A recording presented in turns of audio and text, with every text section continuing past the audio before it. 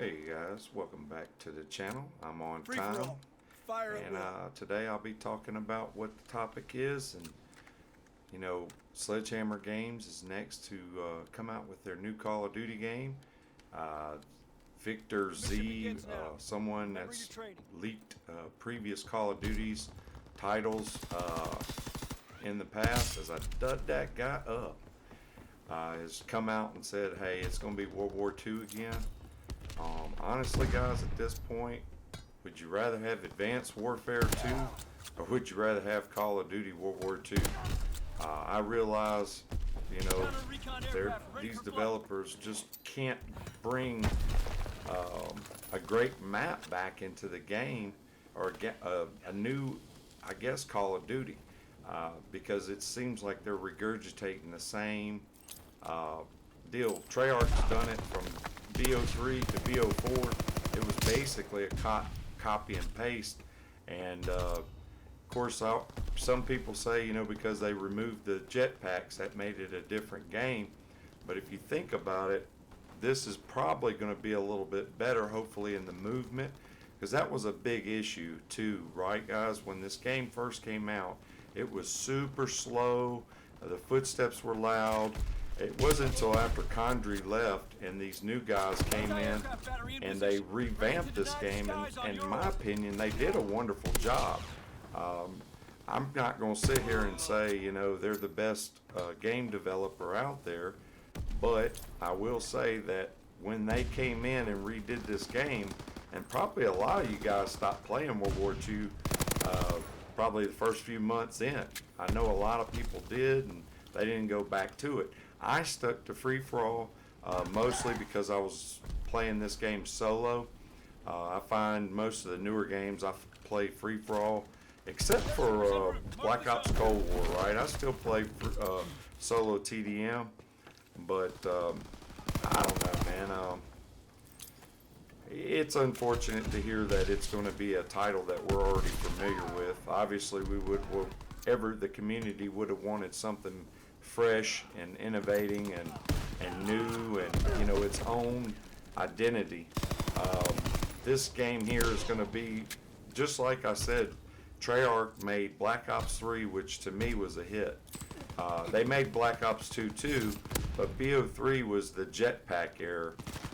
During the jetpack era, Treyarch had their turn to make the game, and they came out with Black Ops 3, which I thought was awesome.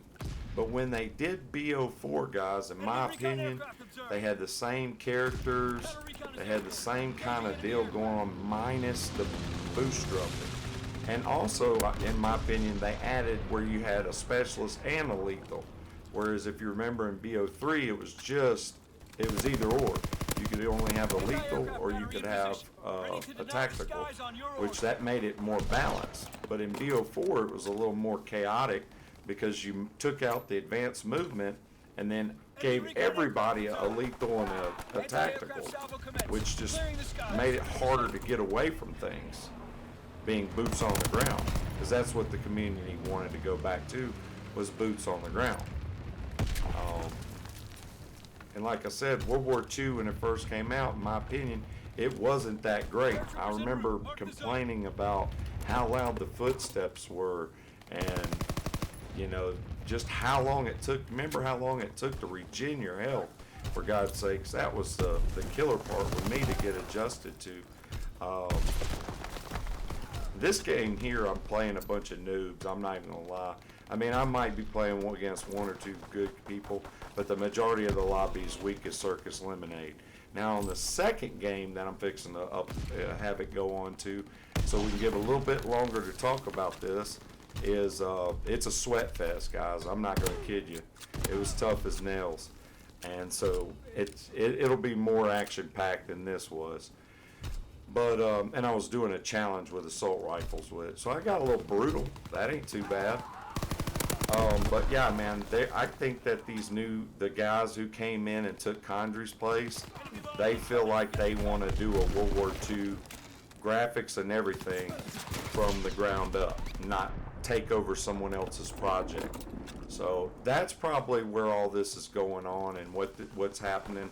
I would much rather see World War II honestly redone again in a different light than seeing a Advanced Warfare /2 where you're jumping around and chaotic, because the movement system with that game was definitely not that great.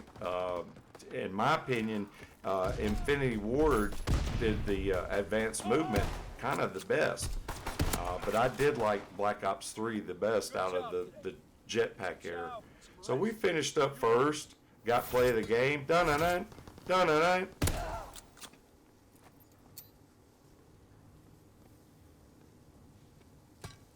Dun-dun. So we'll look at the stats. Thumbs up if you made it to the middle of the video. It's very much appreciated, and we'll be getting right on to the next one. I do want to look at the stats real quick too. And these games were like, I think this one that I'm going to be doing next was actually the game before this, and a lot of the sweaty players quit out at the end of the game. But I got you a little brutal, and look at this, 11 paratroopers and on the first batch and 2 on the second. That's not bad at all, guys. Okay, thank you if y'all stuck around for the next match.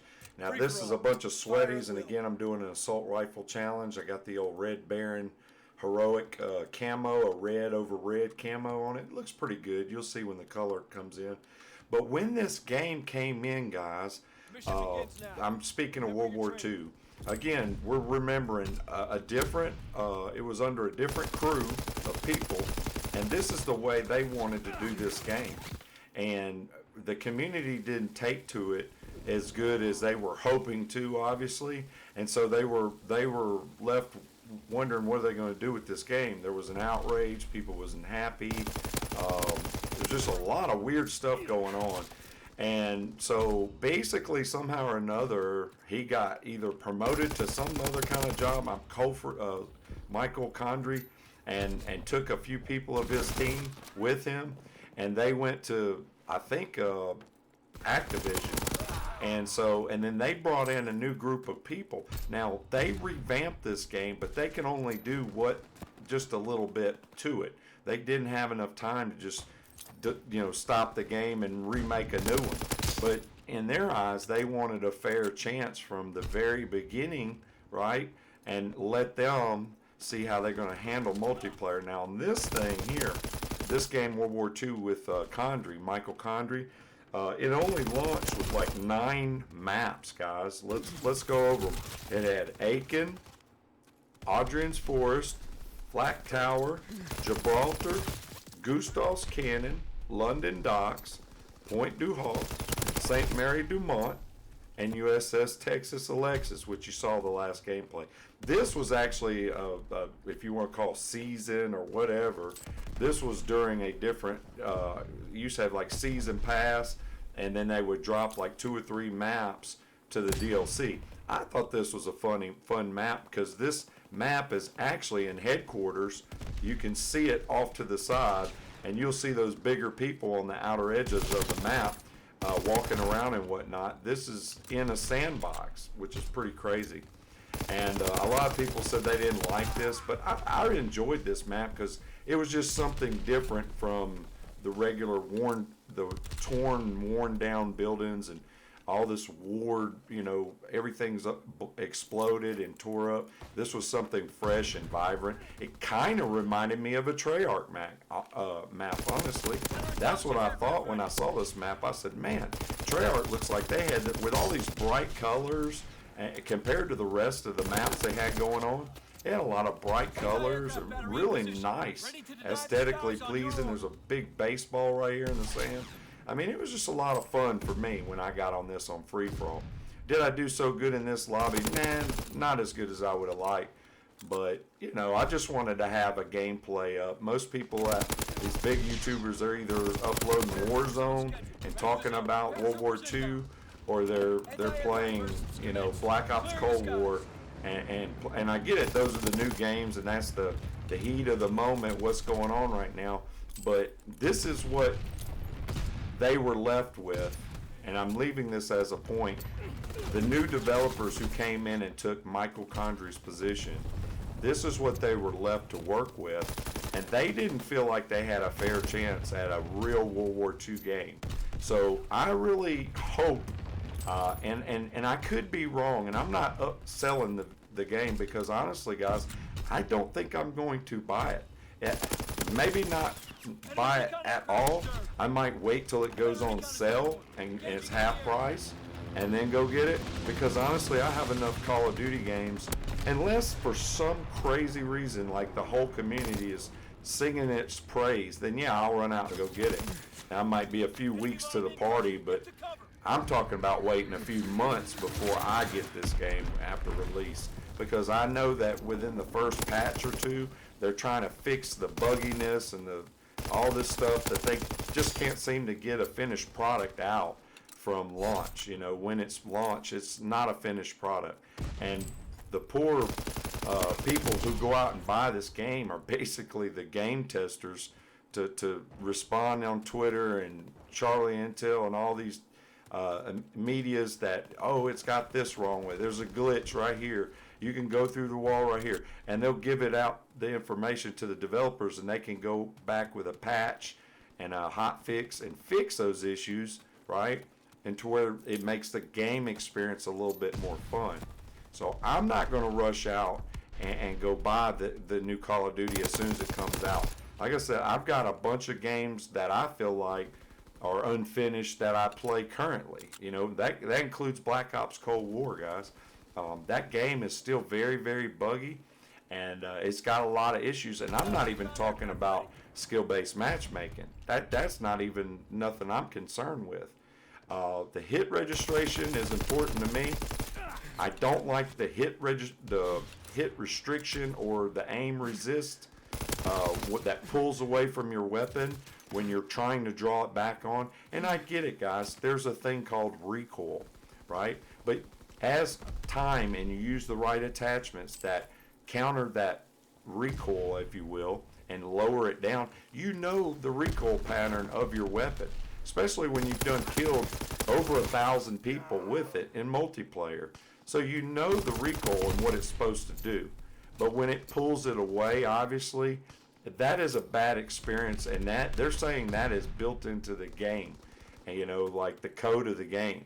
And that, if that's the case, then for the future of what they're trying to do, I mean, yeah, I feel like it's a conspiracy. They're just wanting everybody to go to, as I dolphin dive into my death.